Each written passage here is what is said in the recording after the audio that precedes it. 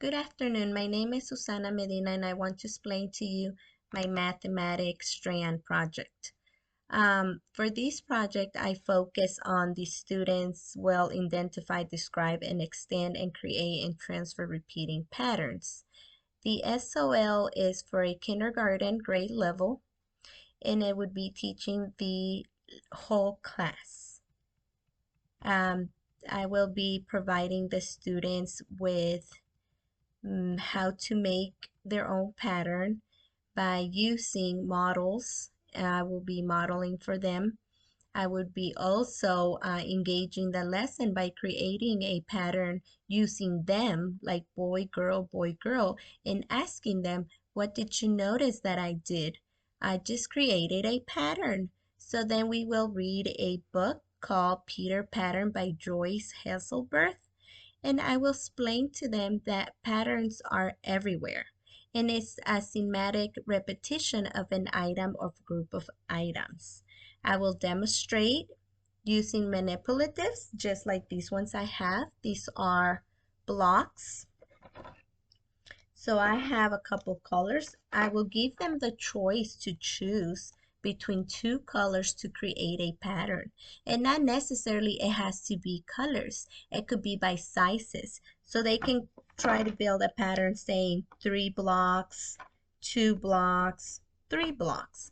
That just made a pattern. So I will explain to them the different ways they can create their own pattern.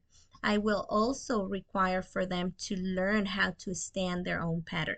So if they see a pattern where I am using also these manipulatives of shapes.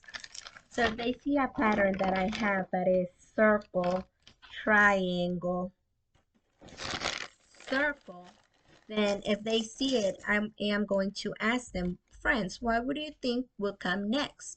You see that it's circle, triangle, triangle. So let's think about it.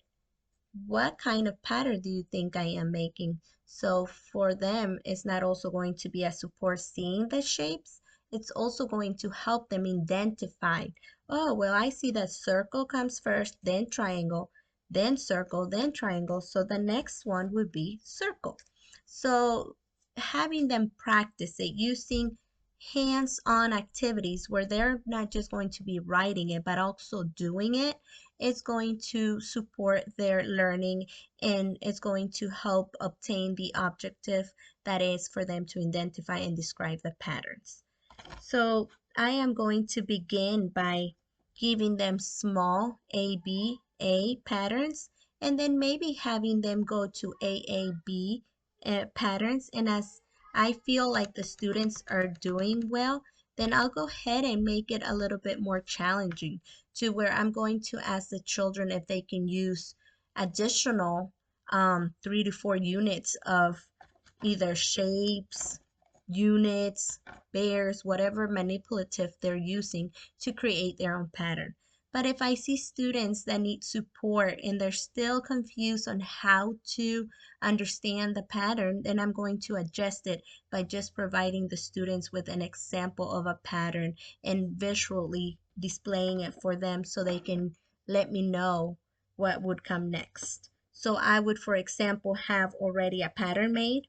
I am going to use colors just because I'm adjusting for the students that still need a little bit of support. So I'm going to add orange, yellow, and then I am going to ask the students, okay, you saw that I just created a pattern. I begin with orange, then yellow, then orange, then yellow. Then tell me, what do you think will come next? Orange or yellow? And then they will choose. And then I'll say, yes, you're right. Orange will come next and then will follow yellow. Now, can you keep going by yourself? And then I'll let them show me that they understood. Um, in order for the students to be engaged, they're not only going to be working alone, but they will also work collaborative with teamwork because that's encouraging. It also supports their language and it helps them meet their goals as a whole class. Um, the idea for these is for the students to eventually let me know what have they learned. And if I ask them, if we go anywhere around the school building and I ask, oh, look on the wall, what do you think is there? I would like for them to be able to tell me, oh, I see a pattern. Red stripe, blue stripe, red stripe, blue stripe. Oh, what kind of pattern is that? It's an AB pattern.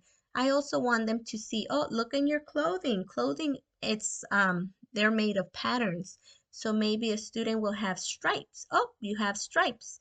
Your stripes might be colorful. It might be red, blue, orange, red, blue, orange.